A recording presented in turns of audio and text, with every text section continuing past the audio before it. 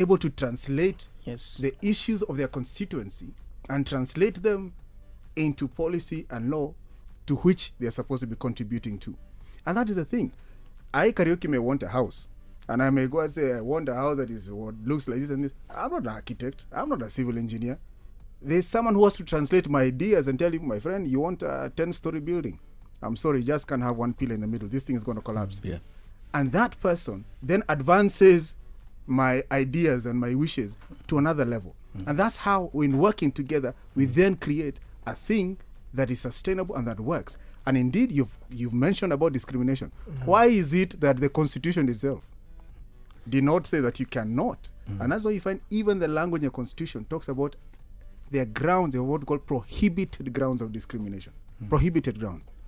And they begin to relate this thing to which you've been told you cannot attain, and the ground upon which you've been discriminated upon. And see, there's a relation between your level of education and understanding and the actual performance of a particular assignment. So there's a correlation. And that is why, if, for instance, say I am visually impaired, there's a reason why I will not become a pilot. Okay? Because there's a requirement at some point that when I'm a pilot, I'll be required to also fly by sight. And it is not an unfair discrimination. Yes. It is because the work I am carrying out requires me to also to be able to have that sight. To have let me that move the discussion a bit towards the conclusion of that. I mean, on the issue of, for example, the very many young people who have come together under the Kenya Solidarity, and they're there and they're feeling, well, here we are now, we've completely been locked out. We thought we were going in, we can't go in. As Mkenya Solidarity, what do you think Mkenya Solidarity can actually do now about that? There are actually a lot of options. First and foremost is to go to court. And please, yes, without violence. Yes, of course. Because Mkenya Solidarity, I'm sorry to tell you, that's the public image of Mkenya Solidarity. Yes. Former Mungiki members, they're here. Is it the same Mungiki regrouping? Using different words, using, remember it was called, what was it called prior? Mine and Jenga had formed another party before this. The same people. Was it Mkenya Sasa or something? Mkenya Solidarity. It's the same group of people. I think rebranded. One of the reasons why part of me is excited about Mkenya coming into being is because these young people, we've been worried about getting into violence. Part of the reason why part of the reasons that they were using, or that people have been justifying why they do violence. It's like MRC in Mombasa right now. MRC is agitating for certain rights that they feel that they feel certain grievances. Now, if MRC was able to organize into a political movement, they actually now create a structure about which they can negotiate. Now, for me, part of the reason why I'm excited about Kenya coming into being as a political party that is registered and recognized is because now these young people have no excuse to go and commit violence, because they were saying they're not being listened to. Now they actually have a party that they can use to articulate their grievances. Whatever we might think of them, they now have earned their own space in the political space to actually articulate their issues. Now, you asked what it is that they would do. It's not just them. I'm sure it's not just Mkenya that is aggrieved by the issue of the degrees. I've been looking at Mudhama and a couple of other members of parliament also saying they're going. And remember, it's not become law yet. It has to go to the president for him to assent it. And there's a feeling that he might actually not. But then even if he does, there's court where you actually go, and the arguments I'm taking about the way that this is restrictive and goes against the constitution, because the constitution says there can be no unreasonable restrictions to you running for office. That is an argument you can go and take in court. Or you can raise 1 million signatures and go and petition parliament. You actually have that right according to the law. You can make it a political campaign issue. Remember, the first chapter of the new constitution is that the sovereign power of Kenya rests in the people of Kenya. We give it to ourselves or exercise it through people. We can decide we're going to make it a political campaign issue that we have, and then that for me would be a lose-lose situation, because you really don't want to start having a conversation whether it's a good thing to have a degree or not. I believe it's a good thing to have a degree. I just don't want us to have a connection, somebody saying that when you don't have a degree, you're not good enough to be a member of parliament. Because this is a country where young people commit suicide when they fail exams. What are you telling them? What exactly is the message that you're sending? So we need to be very, very careful about what it is that we are saying, what our members of parliament are saying. And the interests. I noticed something very interesting. Most of the members of parliament who are supporting this bill have degrees and they intend to run again. Most of the ones who are not supporting it don't have degrees and intend to run again. So these interests need to be brought into a place and negotiated so that everybody stops feeling as if you're being left out of this conversation. But by that breath, I think we need to take a few steps back, because I think the whole argument that Kenya then would have in this case is that why allow 200,000 people who have degrees, and I'm not sure those statistics are accurate, but let's just use those as an argument, for argument's basis.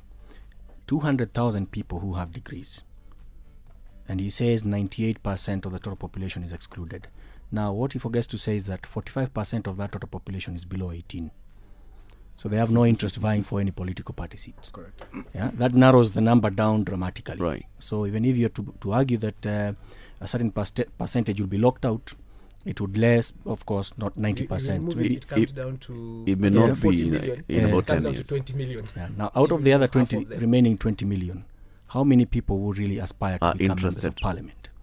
Yeah, because you see, everybody doesn't have to become a member of parliament. Yeah. We only need 290 members of parliament plus those who will sit in the Senate. 47, we need 47 women representatives, and 12 plus 16 nominated Can you use an members example of of the Turkana parliament. where they have one person who has a degree? Turkana, which Turkana? Yes, Turkana as a region. I Which have Turkana as a very region many has friends one from person? Turkana that Yes, have now, university not degrees. Kenya. No, Nigeria their is not very constituencies. many. No, come No, on. their constituencies. Have you ever? I don't know if you've ever listened to Ekuru Okot. Ekuru Where he Okot has a comes degree, doesn't Yeah. it? Yes, where I'm saying where he comes Joseph from. Nanok has a degree, doesn't Yes, he? Yeah. Is he yes. also Turkana? No, I'm We talking want us about- to continue look at- counting we the want- number of yes, Turkanas who have if you have to start come on. counting those number of Turkanas, you will actually find out, and you see, you're using the example of how many of them actually want to run for office. So if they don't want to run for office, all of them, what happens? I think you're being rather presumptuous there. The number of people with degrees in Turkana is sufficient to produce one member of parliament per constituency. So that should not be. That should not be. Yeah, that is not it's a given. Oh, Yeah. Lord. Yeah, But if not, I yeah. think then they can present that as a special case. for But debate. beyond Yeah. that, Yeah. the different political parties are, for example, TNA is saying, look, that transition rate that Ngujiri is talking about, Needs to be. they are the underlying determinants. Why does Kenya transit only 2% of the people who enter primary school at university level? Yes. It has everything to do with our policy, economic framework and programs that we're running in this country. So, as a party, we are saying we need to resolve these things. And the bottom line is, to resolve them is hard work. And the thing is, that is what the party is interested in. How do we improve? And he raised a very good question. Why is it that in many Western democracies this is not an issue?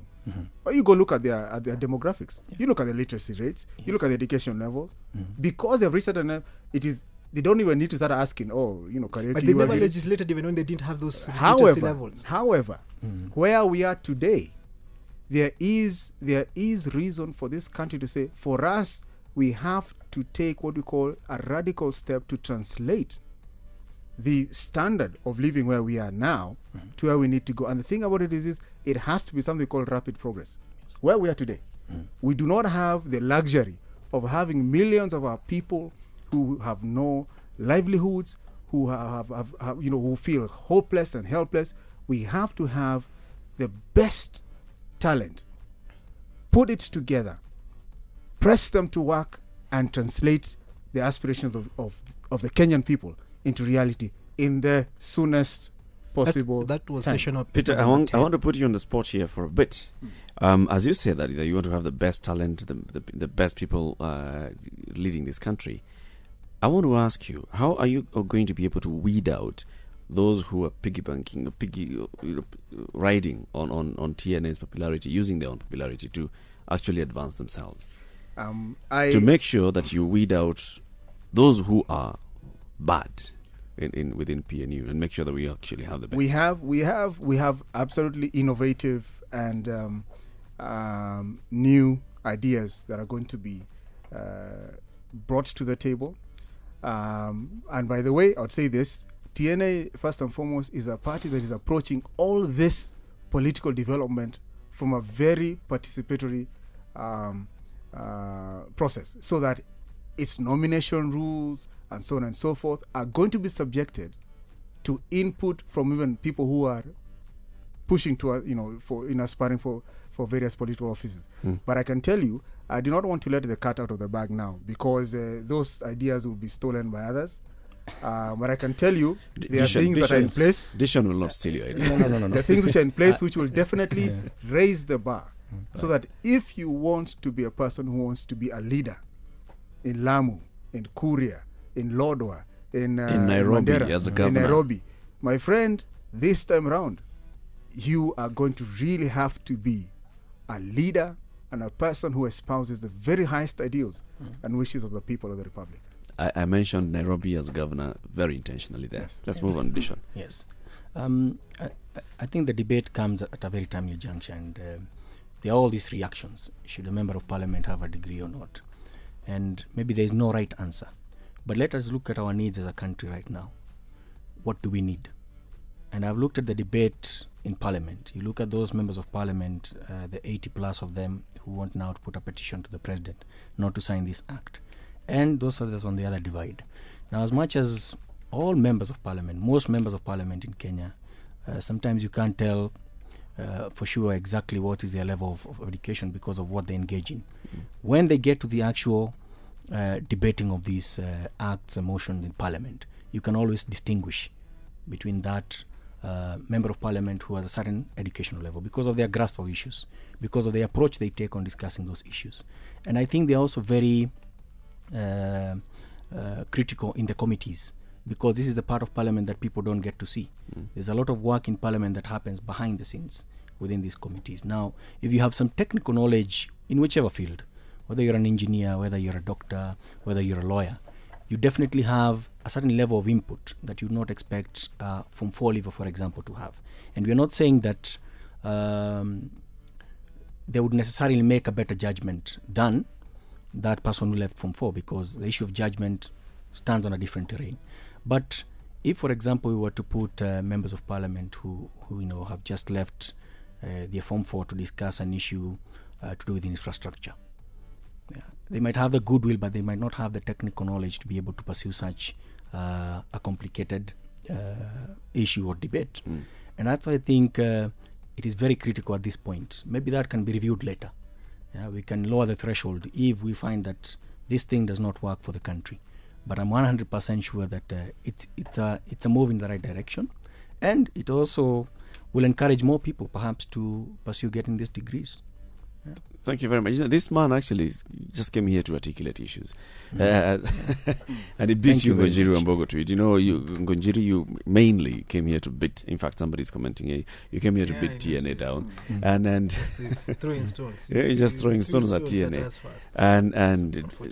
But it's good enough that you came. Thank you very much, Ngonjiri Wambogo. He's the Executive Director of Change Associates. He's affiliating himself with Kenya Solidarity and supporter of Raila Odinga.